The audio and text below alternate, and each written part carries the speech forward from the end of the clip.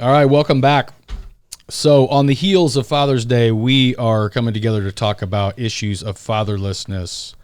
So, Josh, this is something that you and I come to the table with very different paths on. Yeah. My parents are still together. My dad was a central figure in my life, and I don't know. I honestly, I don't even think I could put my hand on or my finger on what my life would be like without him. So, that's a different experience for you. And I kind of wanted to just kind of get your take on how you've been able to navigate through and developing, turning into, and integrating yourself as your own your own man. Not only that, but now that you're a father as well. Yeah. So background, my dad, my parents got divorced when I was 3, and we lived in Omaha, and he moved to Florida. And I think between 3 and probably the time I was 18, I probably saw him like 4 or 5 times in that time. Wow. So he wasn't around. My mom, she was a high school dropout, no education, worked for minimum wage with 3 boys. I'm the youngest of 3.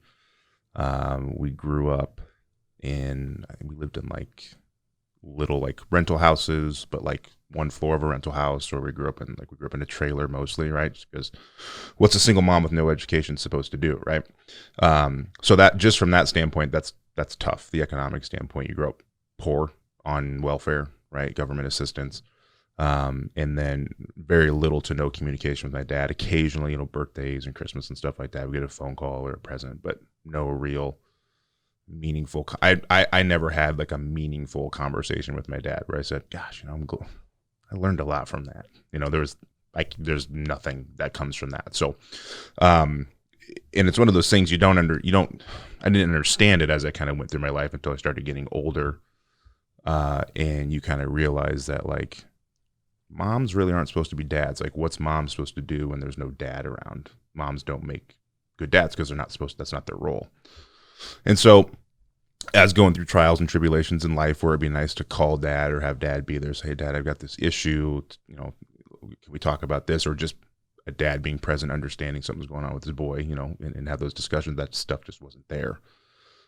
So I leaned on my older brothers, but they were in the same situation. They were just going through their life experience and guiding me from that, which is not a great set of skills or a great tool set to work from, because you're just learning. You're writing your own book. There's nothing. You have nothing to take anything from.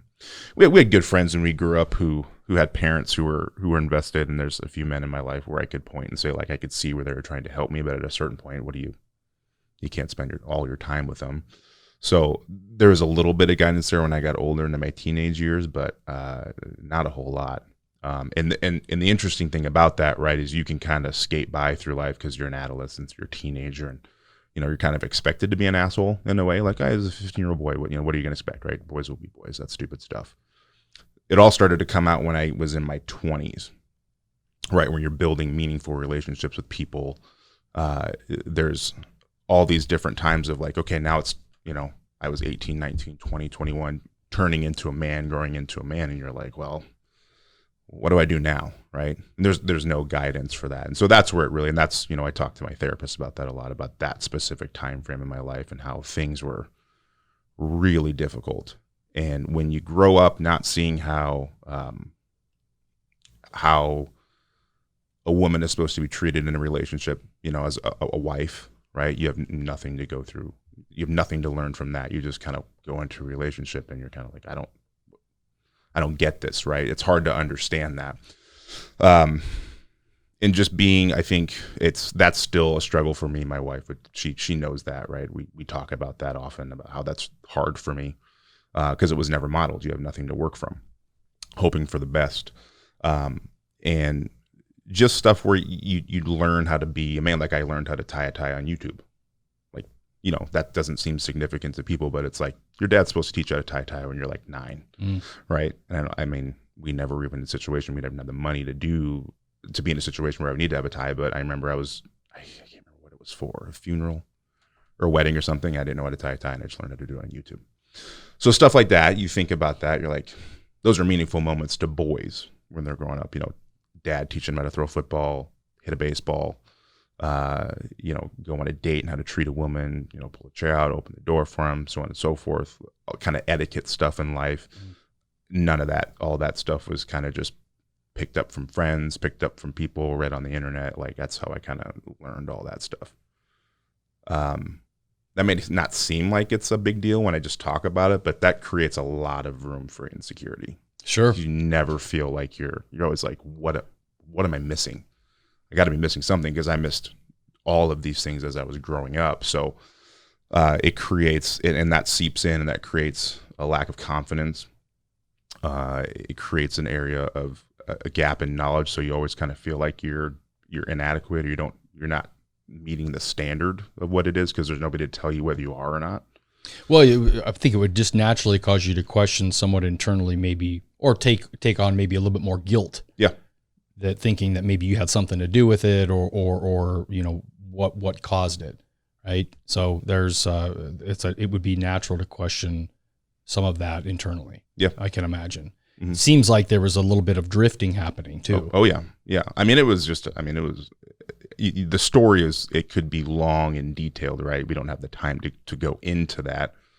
But it created a lot of, whenever there was a challenge, there was never, I was never given the support or the tools, more importantly, on how to push through them. So it was always really easy to kind of I'm just going to ignore that problem and go away from it. Yeah.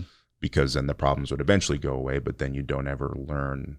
You go through life without a skill set on how to stand. Yeah, you're looking for what you're hoping to get, or what dads not only, but what they do really well is they teach you coping mechanisms. Mm-hmm. They teach you boundaries. They teach you how to work through things that they're not going to always go your way. That the statement that you're okay as you are, well, that's not actually true. That's horseshit. Right. Yeah. So, I get the gloves will come off at some point in this conversation with stuff like that. Like that stuff drives me insane. Right. So. Yeah. Because too much of that breeds a lot of, okay, well, if I'm okay as I am, and then I get out in the real world and it doesn't go the way that I'm used to, then that causes resentment, all that rejection. And it's it's confusing, right? Because it doesn't match or mirror what you're used to or what you're conditioned from. Yeah, because if you go work at a job and somebody has a set of expectations for you and you don't meet them, and they tell you, like, well, I'm okay as I am. Right. That's what Twitter told me. Right. So it's you're the problem, not me. Right. Where dad would have came in and said, okay, in a very loving way, yeah, but also in a very direct way, would have been, okay, well, let's examine where you're at and examine who you could be. Mm-hmm. Meaning, okay, this is where we're at today. Let's examine maybe what our insufficiencies are, what our inadequacies are, where we fell short, so that we can build coping mechanisms, build tools, so that we can get to that place where it doesn't happen anymore. Yeah. Right. Yep. And the meaningful moments of growing up with the dad, where you teaching you how to, I don't know, whatever it is, change the oil in your car or mow the lawn, and just those kind of life skills that seem to be ingrained in men as they grow up. Like, well, how did you learn how to start a grill and smoke a brisket and mow the lawn and drink a beer and nail a hammer all at the same time, right? It's not just like that's just pouring out of my DNA, right? Like somebody taught you that. You just honed those skills over time that you were given, and I think there's a lot of value in that stuff, because if you're taught how to do little things, it gives you the confidence to try harder, bigger things on your own, but knowing that so if I run into a problem here, I know I can call dad. Like, I'm trying to build the deck, dad. I know that we kind of did some of this before. I'm going wrong somewhere. Do you know how to do it? And well, I don't, but let me call somebody. We'll do it together. Or yeah, I'll come over and I'll help you out, right? Mm. But when you never have that, you're always just kind of like, well, I don't have that, so I'm not going to try. So I'm going to call this dude just to come and do it for me. Which, some people just know their limitations, like, just not handy, right? That's okay. But yeah. If you, and that's in many other scenarios in life. It's not just, that's just one issue that could pop up, but there's lots of different other areas that could be an issue in, right? Well, yeah, if you're goal setting, yeah. Imagine as a kid, you wanted to be a Major League Baseball player. That's a bit lofty. I mean, I'm no disrespect to your baseball game, but like maybe you wanted to be a chef or whatever. If attempts to achieve that goal without coping mechanisms and discipline in place and strategy and working through issues and examining them, not just that you're okay as you are. Yep. The continuous pursuit of falling short of a goal is going to cause you to become shameful of yourself. Yeah. I mean, because you're going to question that naturally, because it's like, okay, well, I want that. And if it's to be, and because I'm told that, I'm deserving and that I'm okay as I am, that not that I'm entitled to it, but I'm somewhat owed that. Yeah. No, I think dude, I think you're dead on. I think there is an entitlement with that. Because if you're okay, if you really truly think like I don't have anything to work on in my life, right? Everything I get, I deserve, right? Which I hate that. I mean, I deserve that. No, you earned it, right? You have to work for it to get it. It's just like I don't just deserve a paycheck, right? Like I go to work and I earn my paycheck. I don't deserve the vehicle that I buy. I go to work, I earn my money to buy the vehicle. I earned all of that, right? And I think that's a huge distinction that you make there, because I think it truly is an entitlement. It's like I'm owed that, but I mean and it's conceivable too, because if you grew up and all of your needs were being met, and you were the central. You were the center of the discussion, and it was all about making sure that things were nice and caressed over for you, that all of your needs were met. And then, like we said before, when it didn't match that, I mean, that entitlement, that's like the beginning of narcissism to some extent, because you don't have an objective viewpoint about, okay, maybe it's not my turn, or other people have things that they've worked for, or that they're trying to achieve or go for as well. Yeah. Interesting. Yeah, I agree. So, well, I appreciate you sharing that story. I mean, that's a big thing. And, what we're going to go through today, we brought some stats, and I've read a few books.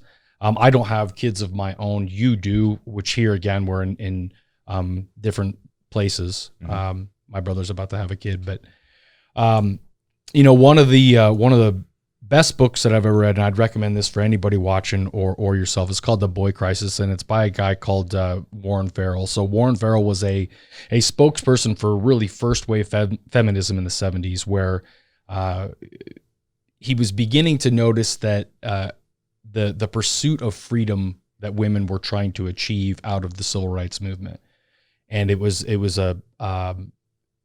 almost a unilateral decision that was made, that they knew what was best for the kids, and that there was almost like this oppression narrative that men were oppressive and we know what's best, so we don't really need dad. It doesn't need to be around as much. Well, that didn't really focus on that focused on the really more the needs of her than it did the focus of the needs of the child. Yeah. So, you can imagine that, the medical profession, which I understand to be mostly, not all, but pretty female populated.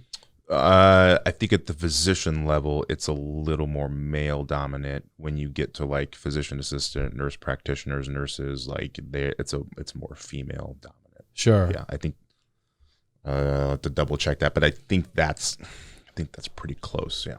So the example that I'm going to give is, you can imagine that if the medical community would say, well, we know what's best, we know the needs of our patients, so it would be best if women were not involved in this. I mean, it's not apples to apples, but it's like, it's pretty damn close though. Yeah, you have to look at it rationally in that way to say, okay, we are making a unilateral decision that's like, we don't know the ramifications of this. We now today know the ramifications of what came out of the 70s, where, there's a big lack of delayed gratification. There's an addiction to a lot of video games, video pornography. There's a lot of rage, a lot of internal strife, because they don't know how to contend and deal and cope, and accept the inadequacies that could be dealt with and worked through. Yeah. So, probably one of the biggest things that kids get when dad's involved is the benefits of rough and tumble play. Yeah. For the first 9 months, you could say conceivably that mom is really in the best position. Dad's there to kind of make sure that mom's okay, and that obviously the baby's okay too. But after about 9 months, that's when dad can kind of swoop in and also free up mom maybe for other kids or whatever the case may be. I mean, you have kids, I don't, so maybe you could keep me honest on that.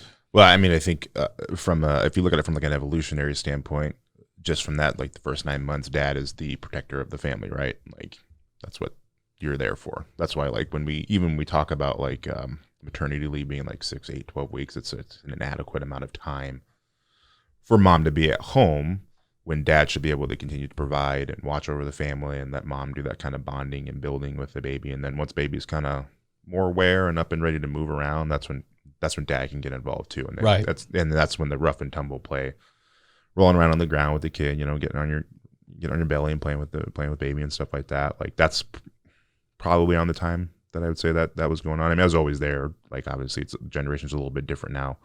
The expectation is to dads to be a little more hands-on, it's good. I love doing that stuff. It was fun. But they get a lot more interactive, obviously, as that 9, 12 months, 16, 18 months. Right. And they also get to see, and this is for both boys and girls, they also get to see the difference between what is assertive versus what's aggressive. Because we're more, men or boys, we're more prone to aggression. We just are. Yep. We're naturally wired that way. But there's a big distinction between being assertive and being aggressive. Yep. So boys get to see that, and they get to see how to channel that to be integrated, right, from an early age. And then daughters get to see that, and that affects how they navigate their own mating strategies as they get older. So they can see that, okay, I've seen that before. I know how this goes, and this is not the direction I'd prefer to go. Or if they knew that, the difference, then they can actually spot the difference. Sure. Yeah. I mean, I think, and that's modeled through a good, healthy marriage, right? I think it kind of circles back to that. I think we talked about that in a previous episode, but if a boy and a girl, if I have 2 daughters and a son, if they see me be assertive in my protection of my wife and my kids, then my daughters know, okay, that's when my husband or boyfriend, whomever, is supposed to have that aggressive nature. Right. We're not going to go out to dinner. He's going to stare everybody down and give everybody the crazy eye. You look at my wife, right? Like that type of guy. Don't need that, right? And that's why it's important for dads to be able to have that. I just kind of to support what you're saying there. Yeah. So that's a huge distinction, because they need to be able to know that and to be able to spot it, right? So, their kids on average are more likely to drop out of school. There's teenage pregnancy, which you got over there. Nope. They're also more like, and we're living rampant through these next two. So their boys are far more likely to get addicted to video games.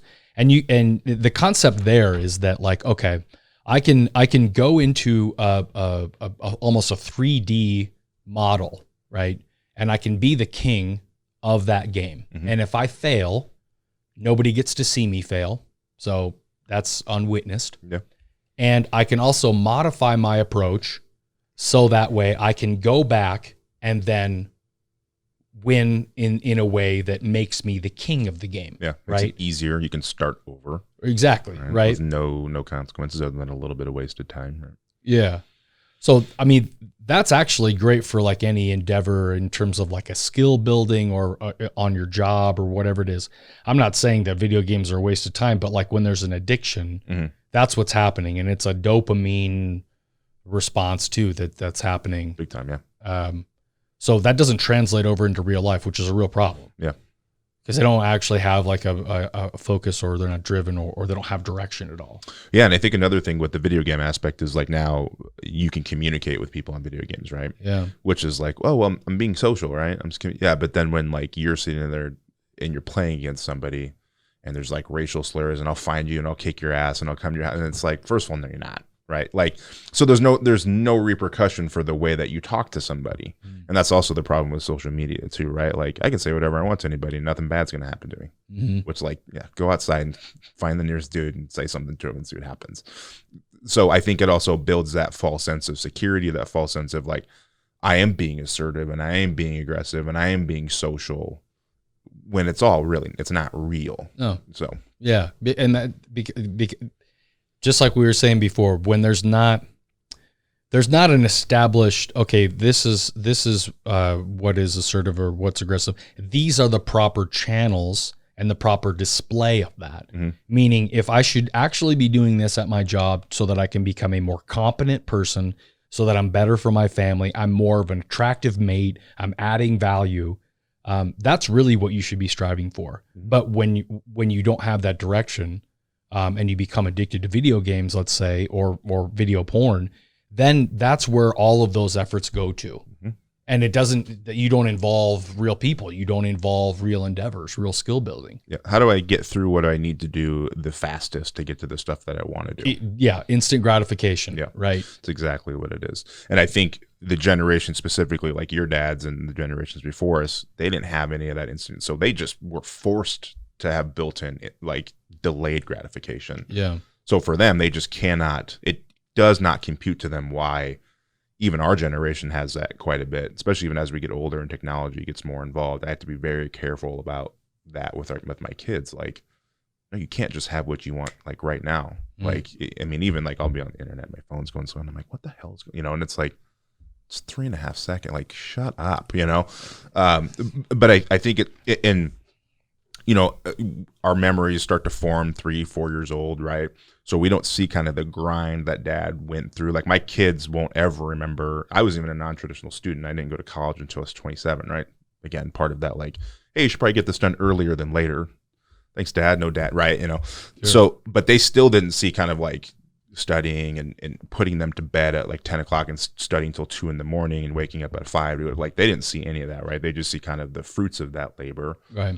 And so it's important and I think doing things to create more patience in kids is important. That's how you get patient. You do stuff that requires patience, right? And I think that helps stave off that instant gratification. If you can do anything to make your kids, like my son loves to cook, right? And I like that because it makes him do a stepwise process to get to the end result. You can't shortcut it. You want to shortcut that cake, buddy? It's going to taste like ass, right? Right. You want to shortcut any of that food. So I like to let him do it because it's a low risk that something bad's going to happen to him, right? Yeah. And it's a high reward because it teaches him patience, it teaches him skills, it teaches him how to follow a stepwise process to get to the goal. Right. Exactly. Yeah. There's a framework in place. Exactly. Yeah, because like you mentioned, so if they're only if you're only getting to see the fruits of the labor and not the actual grind, then there's no patience, there's no structure around it. There's no, okay, there's work to be done. You have to sacrifice things that you want to do. You're making a bet against the future because you want it now. Yeah. Who doesn't, right? But you're making a bet against the future and being sacrificial for something that you want that you can't attain or that you can't have in your hand now. Exactly. So without any of that and any of those coping skills, I mean, you're left with nothing. You're aimless. Yep. There's a podcast that I listen to. It's called Day $1 It's a great podcast. It's about these from these 2 real estate agents in Denver. And they did this one that was centered around kind of fighting off that instant gratification. And I think the guy who we quoted, his name is Brian Chontosh. I'm pronouncing that incorrectly. But he has this saying, remember the future. And the more I think about that, I think it's incredibly powerful, right? So let's say you want to lose weight, right? So you have a choice of a chicken salad or you have a choice of a pizza. Well, remember the future, right? And focus on the future of your goals and choose the chicken salad, right? Because we're also, well, this happened to me in the past. I'm going to function from the bad things that happened to me. And that's one of the things I've always told myself, like, I'm not going to operate my life out of like what happened to me, that my dad wasn't there, that he was a piece and he was never around, he was gone. I'm not going to have that, like, I'm going to be a good dad because my dad was a shitty dad. I want to be a good dad so my kids benefit from that. And so that when they're older, they have better skills than I have and they're more equipped to face the world than I was. Not because my dad was a terrible dad, but because the future for them is more important than what happened to me in the past. So I think from that instant gratification thing, I think a thing that people can help people, dads, everybody around, is that kind of just remembering your future. What goals do you have for yourself? What plans do you want for yourself? And what are the right choices that you can make to remember your future, to get to your future? Sorry, I kind of sidetracked there. No, you're leading. If you were to lead with your first point, which is that your dad wasn't good to you, and that as a result of that, you're going to make it better. That's a virtuous place to come from. But there's also a bit of resentment in that, Exactly. which is that you're doing it in spite. You're not doing it again for the kids. You're doing it because of dad and because of your own stuff. Exactly. So great point there. Yeah. Boys will actually develop less sperm and have lower levels of testosterone, which is pretty natural. I mean, it's conceivable, I guess, right? So do you know what telomeres are? Yeah, they're the little ends of the DNA that degrade as we age. Right. So if dad's not involved, then boys on average have a 40% more or shorter telomeres. It was found. This is the stat that I found in the Affective Neuroscience. Oh, interesting. Book called Affective Neuroscience by Yak Panksepp. I could only contend with about 15% of it because it was so.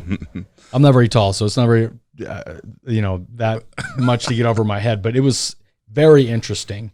One of the things that he found too was that one of the biggest social developments of the prefrontal cortex was rough and tumble play. Mm-hmm. So that, rats they'll actually work to get into the play arena, meaning, okay, you could translate that to, okay, I want to go out and play, or I want to have wrestling time, or I want to read my favorite book, but I have to brush my teeth, or I have to do my homework, and I have to do all these things. So I will work so that I can have my reward, which I found was interesting. And when that was actually suppressed, it was found that the rats that they did testing on, they exhibited symptoms of ADHD, which they treated with Ritalin. So are we not living at a time, again, like we said, the videos, the video games, the pornography, the rampant ADHD, the Ritalin, I mean, all those drugs that kids are being pumped full of, that's where we're living in now. Yeah, and I think the problem is that the way that our world is heading is that it's almost the rich are becoming richer because of things like ADHD. Like however you can keep somebody's attention, they're going to do it. And so you pick up a phone, you go to a website, right? It's just all kinds of stuff popping off just to make sure you lock in. And somebody with ADHD, the people who think the attention deficit hyperactivity disorder, when you give those people very stimulating things, video games, Twitter, right, Facebook, they will lock in and be just sucked into that 4 hours, and where did the time go, right? But you give them a book, 10 minutes are like asleep, or they're not interested in it. And then so one of the premises of neuroscience is the plasticity of the brain. And the reason why we study rats is because they're easy to breed. They grow quickly, and they're very similar to humans in their genetic. Do they run on a serotonin like model or structure? Does that regulate kind of like their hierarchies and how they rank order each other? That's a good question. I'm not sure about that, but their genetics are very similar to humans, so that's why we can use them as reliable study sources. So that's why mice and rats are constantly studied, because they're pretty close to us from a genetic standpoint. Got it. So the brain actually it's plastic, and what I mean by that is it will change, and the structure will kind of change, and neural connections will change based off of the input that is put in. So if you put in a bunch of very stimulating things to somebody, it's almost like you're forcing their brain to become reliant on high stimulant stuff, and so then they become attention deficit to things that aren't super stimulating. So you say, okay, I want you to play video games and be on your phone all day long and go read a book for an hour, and they're like, I cannot do it. People cannot do it. And so it's almost as if the system cripples these poor kids, right? That go through that. And I same problem over here, exact same issue that I had when I was growing up. Had trouble focusing, thought it was ADHD, but it's just a lack of being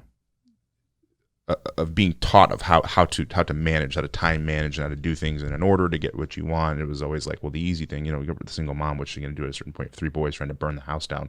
Put them in front of something on a Saturday so they will not kill each other. So I don't blame my mom, but it's almost as if the system is rigged against those types of kids. Well, one of the things that came out of the boy crisis was that that boys were far less likely to develop reading and writing skills, which is the single most important factor in any successful endeavor. So the again validates your point, because again, with reading and writing, I mean, that's a real, okay, I have to sit down, I have to do this because it's something that I want to attain or get in the future. I don't want to do it right now. I want to be stimulated now. So it's like, why read for an extended period of time or write for an extended period? Yeah, why would I read a book that's going to take me a week to finish versus watching a movie that's going to take me 2 hours? Yes. Yeah. So rough and tumble plays a big one. And that's, let's be honest, we're boys, I will say, we're more prone to just, we like the fun that's on the edge. Mm-hmm. So that's where it's like the best, right? Is where it's like, okay, it's fun and it's right on the edge, but like dad's supposed to be there to kind of be the ref in everything. So like if things go too far, if somebody got poked in the eye, or if maybe somebody got touched inappropriately, or if things got out of hand, dad should be there to be, to kind of set the boundaries. Yeah. So in that rough and tumble. Yeah. Part, yeah. So that way they know when they go to kindergarten or first grade or whatever, that like, okay, there are limits here and there are physical ramifications to my actions. If I make somebody else cry, I should, one of the things that I found interesting is, and I remember this as a kid, when a child makes somebody else cry, they don't look at the kid. It's a natural shame reaction that they have. They don't want to see that. Yeah. But you should make them look at it. Mm-hmm. You should, especially when they're really young. So that triggers that that embodied empathy. Yeah. So that we can see, oh, my actions actually made somebody else cry. So, that avoids any type of like, my needs are the only thing that matters. And you don't become like a narcissist freak, right? Mm-hmm. It's easy when you don't have to see it and you can walk away from it. Then you have no accountability to it. You don't have to do anything about it. Yeah. So the other thing too is that like if dad's there and you got multiple kids, so like then he can also be there to make it so that there's the kids can understand that they can need to be judicial in the times. Okay, it's my turn now, and that maybe it's my sister's turn next time, and everybody gets to have their turn. Mm-hmm. And then when the fun stops, that's when dad says, okay, no, there's a limit here. Now we have to either, go clean our rooms or whatever the case may be.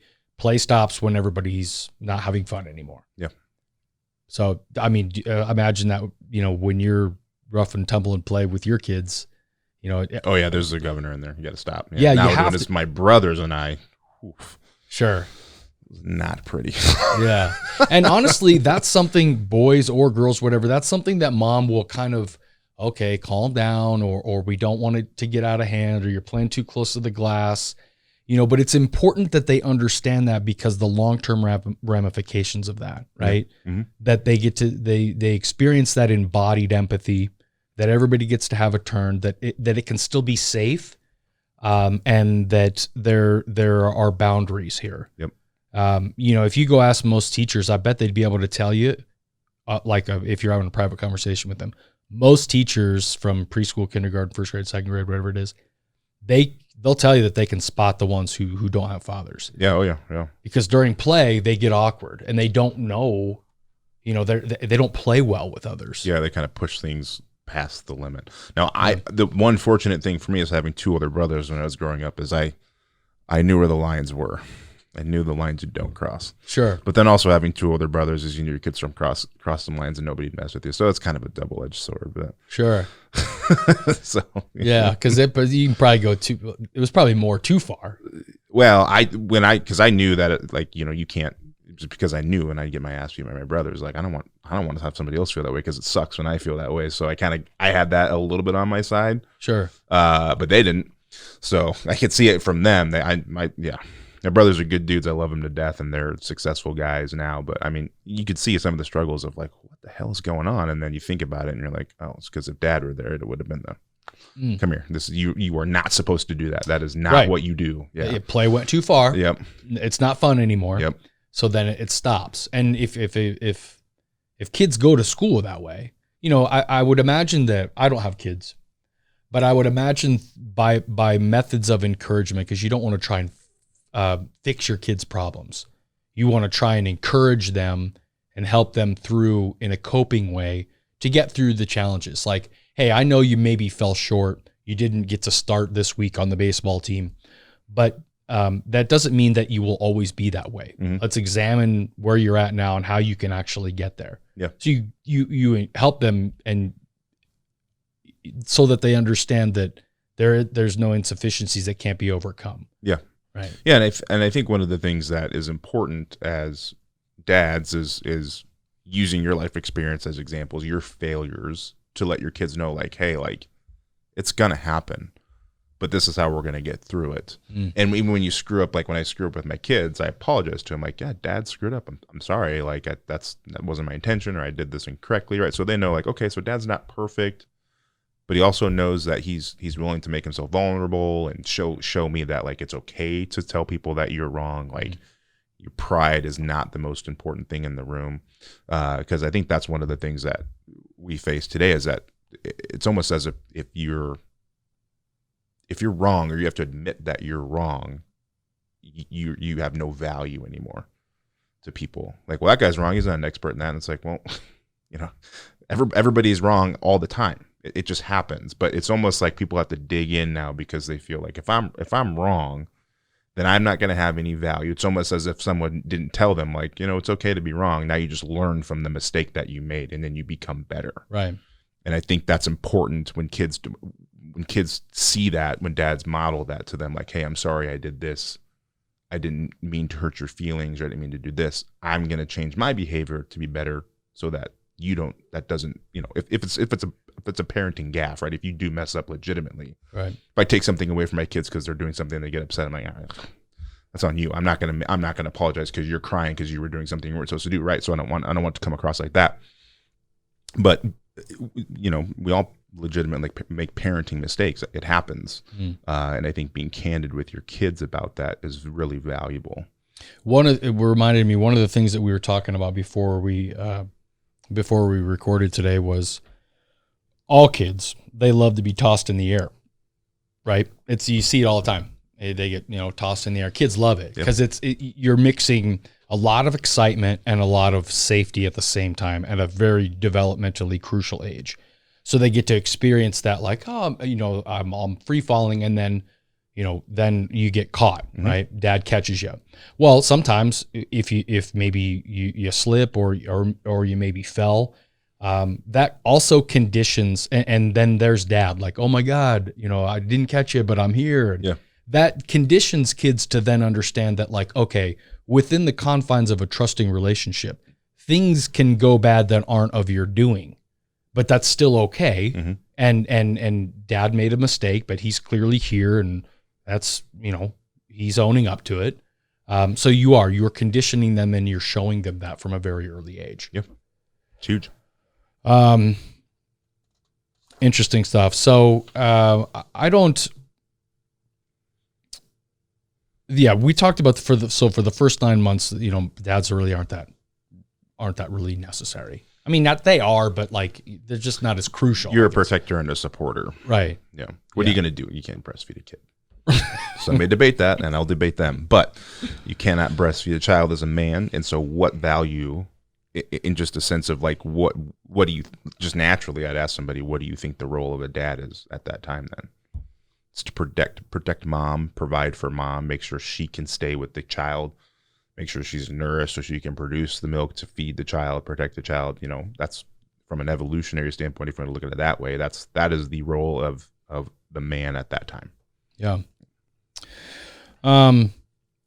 So the one of the things here too, that young girls, when they get time with Dad, when they get hangout time with Dad, doesn't matter what it is, that's a really good, it's almost the single most important thing to, like, psychological centeredness. Meaning that, like we said before, they can kind of understand the difference between aggression and dominance, and I don't remember the other one, but assertiveness. That's right. Yeah. So it's really good for girls too. I mean, we talk about men's issues, and a lot of this is a big topic right now with boys and fatherlessness, but there's a girls component to this as well. Oh yeah. I mean, think about it, dude. How many times you always hear the joke, she's got daddy issues. Sure. Right. And it's probably true. Guys screw up women all the time. I mean, it's we're not meeting the needs of young women. It's just young women and girls. It's just true. Yeah. And spending time with my daughters, just one-on-one, it shows them that dad is there for them, right? And that dad's going to provide for them. He's going to make them feel special on their time. He's going to protect them if they needed to be protected. And that's super huge. And you build relationships. And you're able to be with your daughters and touch them appropriately, hugging, cuddling, those types of things are perfectly normal, right? With young girls, like my daughter's 9, my other one's 3. They love just to hang out. Or my daughter's 8, sorry, she'll be 9. Love to just hang out and cuddle with dad on the couch and watch a show, right? That's really important too, because then there again too, you're modeling what's appropriate. Safe touch. Right, exactly. Yep. That's huge, right? Yep. I'm really glad that you brought that up, because, if you don't have any sense of that, if you don't really know where the boundaries are at, boy or girl, especially for girl, like that's huge. Mm-hmm. Yep.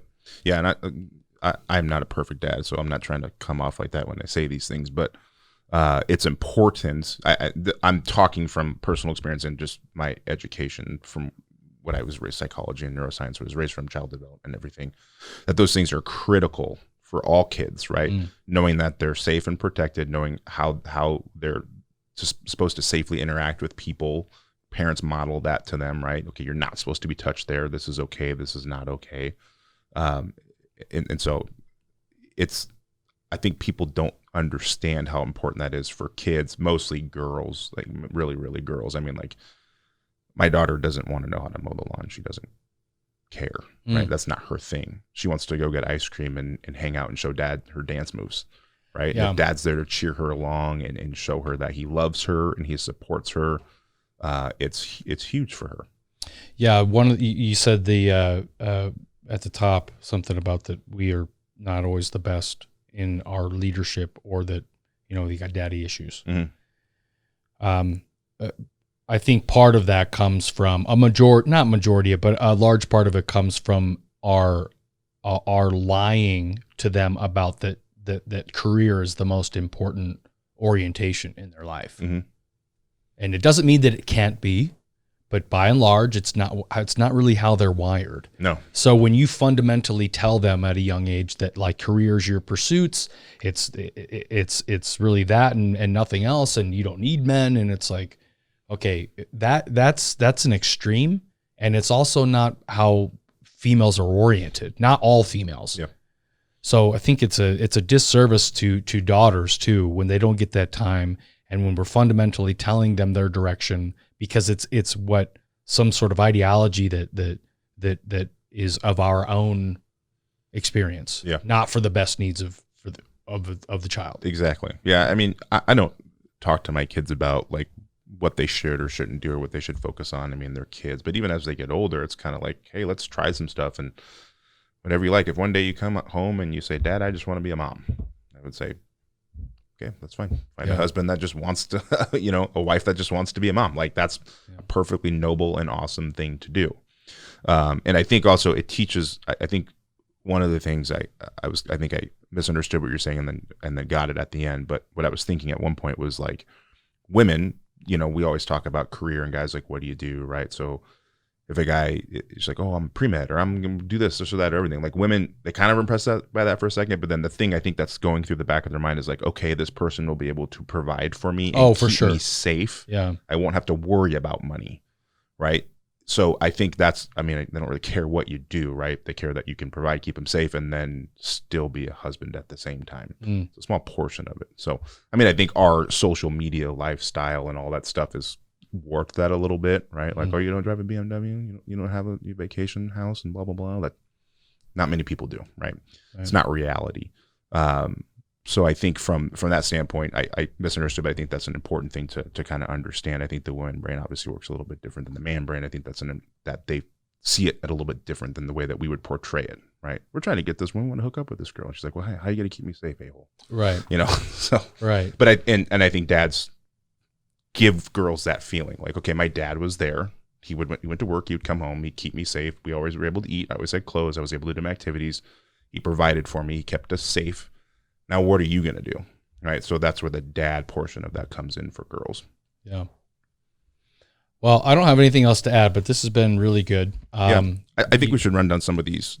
Okay. These stats and kind of maybe pick out where a dad would have helped with that. So 4 times greater risk of poverty in fatherless families.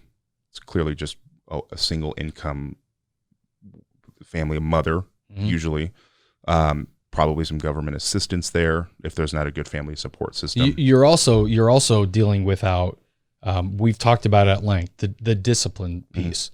There's a lot of aimless kids without fathers. Yep. They don't know which direction to go. They don't have the discipline, the grit. They haven't developed any of those coping skills. So they're aimless. So let's say, you have a single mother with 4 or 5 kids, right? And dad splits. You grew up in that family of poverty. Well, you get buku government assistance, right? So you instantly learn to rely on somebody else to provide for you than yourself, because dad isn't there to provide for you, to show you that you can do it. And so you start a generational problem. Right. Because then, okay, well, if I'm not around, I know that she's going to be provided for because we were provided for by the government and we got checks every month and we got big tax returns. So I must not play that big of a role in kids' life when I grow up, right? And so you create that generational issue. And I think that's a big one. It drives me crazy to think about that. More likely to have behavioral problems. That's the ADHD, depression, anxiety stuff. There's a lack of discipline. There's a lack of comfort, lack of safety, knowing that they're protected. So that creates uncertainty, creates bigger issues within their life. Just in any challenge that they would meet, they never feel adequate, and it just starts to perpetuate from there.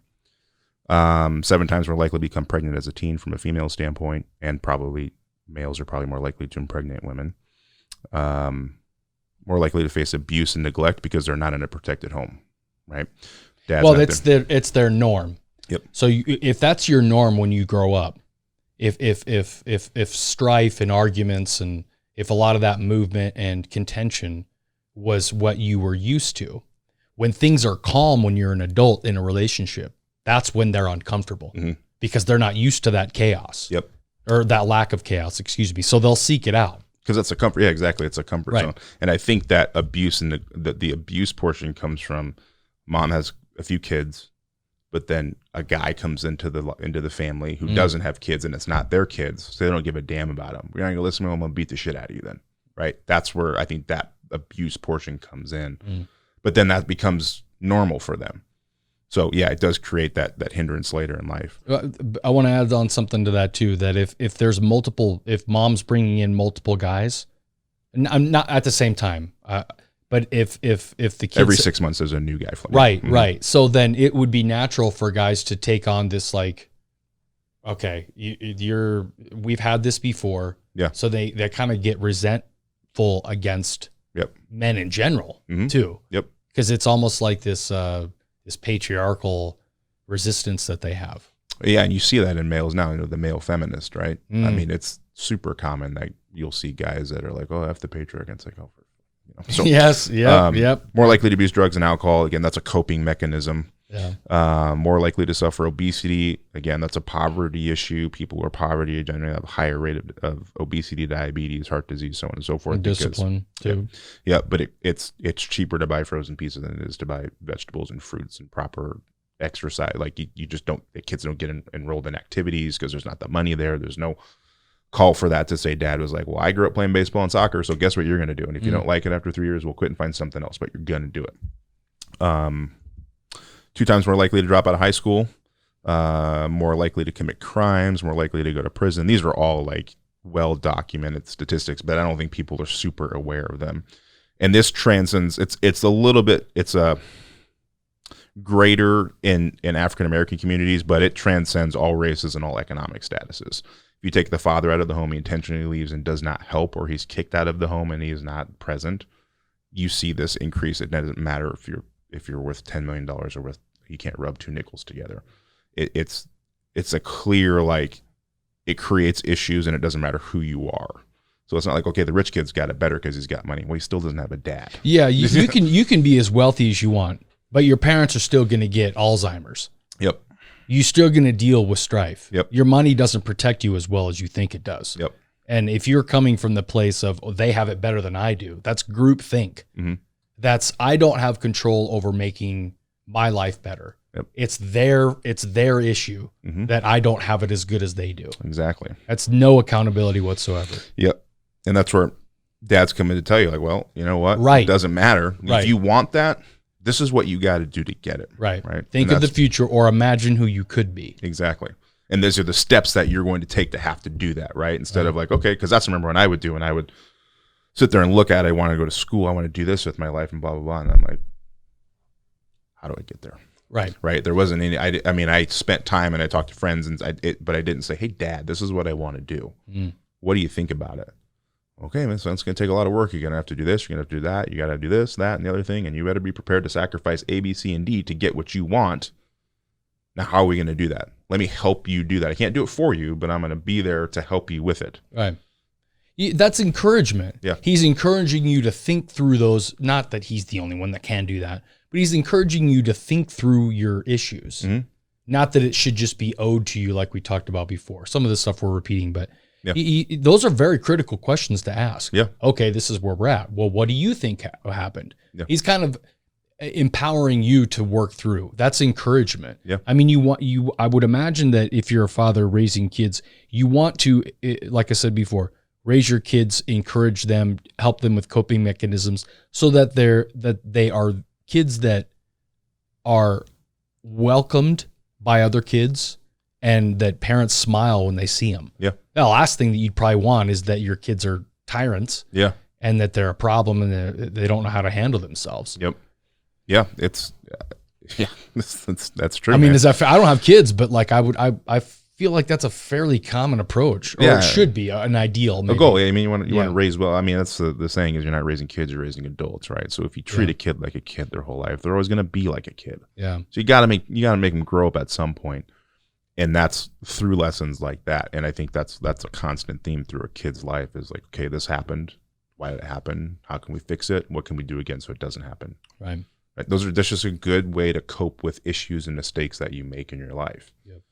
So yeah, I mean, I think this is a good episode. I think when we talk about Father's Day, everybody wants to just kind of go off and tell stories about their dad, right? But I think it's pointing out the gaps that are there when dad isn't present is just as big, because then it makes people realize like, man, my dad was actually pretty damn good. I'm glad that he was around. Or hey, I know dad wasn't around. It was hard for me, speaking personally. And there is a way out, right? You just have to find the right resources and the right people. And I was lucky enough to do that, and to be in, there's luck involved, being in the right place at the right time. But I had a lot of really good people to support me to get to where I am. I'm very, very thankful for that. Full circle, brother. Yeah. All right, that's going to do it. This one was for you, fathers. Thank you very much for listening. Thanks, guys. Cheers.